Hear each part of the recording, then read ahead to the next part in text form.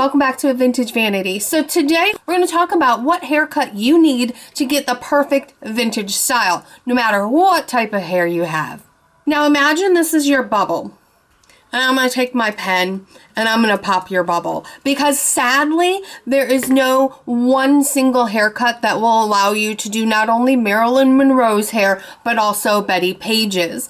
Now most of us have all heard about the midi haircut and have seen the midi diagrams, which if you haven't, I'm going to go ahead and place them in the description below. And these are great styles and you can definitely take those to your hairstylist and talk to them about that. The first thing I want to talk about is kind of the general style of cut you will need to pretty much do the majority of vintage hairstyles. The thing you're going to need to do for the majority of vintage styles is you are going to need to cut your bangs. Now, as far as how long those bangs need to be, we'll talk about that when we talk a little bit more about the specific starlets that you might want to replicate their hairstyles on. The other thing is you're going to need layers. Now, again, this is all going to depend on what type of look you're going to want to get, but the general type of layers you're going to want to get is on the sides of your head. You're going to want to get several layers put in going all the way down. So if you start your bangs here, you're going to want a couple layers of bangs after that.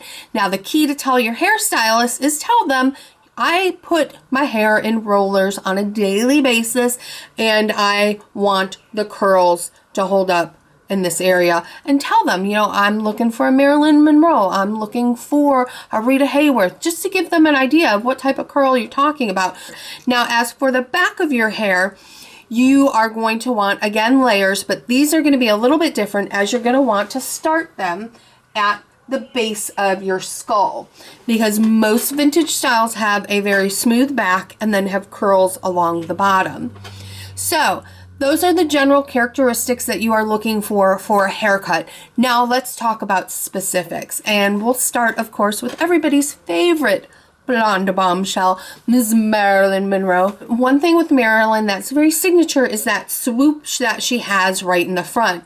Now to accomplish that swoop, you are going to need shorter bangs. I would say at the most, probably maybe to cheek level. Anything longer than that, you're not going to be able to really get that signature swoop that she gets up at the top of the hair. With Marilyn, her hair was quite a bit shorter, so you are going to need to actually cut your hair maybe just a little bit above shoulder length, and that's really all going to depend on how well your hair takes to curl. If it takes it really well, because remember, if it takes it really well, your hair is going to go from about this long to about that long. So if it takes it really well, you might want to go a little bit longer. Let's go to the other spectrum of bombshells, and we have the very sultry, dark-haired Bettie Page. Now, we all know the classic U-shaped bangs that Bettie has, and those you will very specific. I would suggest bringing in a picture of Bettie's hair with you. I would also suggest maybe doing some research as well, because a stylist really can kind of mess up Bettie Page bangs. So you're going to want to make sure you really trust your stylist. So if you don't have a stylist you trust, maybe do some research into people in your area, into the scene, and maybe they have some recommendations on who you could talk to. And after the bangs up here that Bettie had, her hair for the most part was pretty long and straight, not really a lot of layers in there. Her curls basically were more waves that kind of sat at the bottom of the hair. So if your hair has problem keeping curls, I do suggest maybe some extremely long layers to kind of help bounce those curls up, because the problem is the longer your hair is, the more it is actually going to weigh down on the curls, and your curls are going to more sink to the bottom of your hair. Now let's talk about one of my favorite silver screen goddesses, Rita Hayworth. Now Rita Hayworth had pretty curly hair. If you have curly hair, do not despair.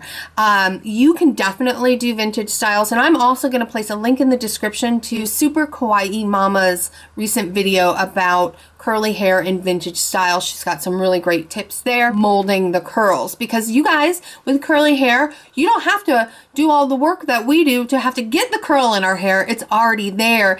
Your job is really working with it and taming it up a little bit. what you're looking to do is you still are going to want those layers, but again, they're going to be a little bit longer. So you don't want to go as short with the bangs as, say, with the Marilyn look. You're going to want to go a little bit longer, so maybe down to the jaw level, so that that bang still has plenty of height here, but it doesn't fall too short. And then the rest are going to be longer layers down the length of the hair. And her hair was pretty long, so go ahead and really revel in that long hair. Say you're not a big fan of putting a lot of layers in your hair, maybe it just doesn't work with your hair type. Have no fear. You can go the Bacall route. Now, Lauren Bacall has a very signature, very sleek, femme fatale type of look. So for Lauren, really that bang area is, again, going back to Rita, is going to be a little bit lower, like maybe down by the jaw level.